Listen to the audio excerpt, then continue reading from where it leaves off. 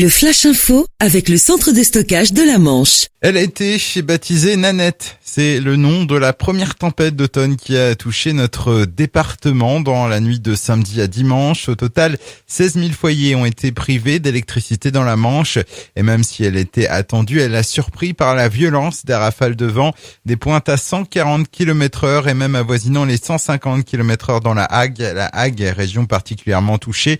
Une quinzaine de pompiers volontaires ont été mobilisés. Ils dénombrent 17 d'interventions, essentiellement sur des toitures et des dégâts des eaux. Politique, ce dimanche, François Fillon a largement remporté le premier tour de la primaire de la droite et du centre. Il sera opposé à Alain Juppé au second tour. Un premier tour marqué par une très forte mobilisation. Près de 32 000 électeurs dans la Manche. Le département qui suit la tendance nationale et qui place François Fillon largement en tête avec 46,43% des voix. Alain Juppé prend la deuxième place avec 28,9% et Nicolas Sarkozy se place troisième avec 18,8%. Une macabre découverte hier dans la commune de Glatigny, près de la Haie du Puy. Au cours de la matinée, le corps calciné d'un homme a été découvert dans la carcasse d'une voiture carbonisée. La victime était âgée de 32 ans. Un drame qui s'est probablement déroulé dans la nuit de samedi à dimanche. Une enquête a été ouverte.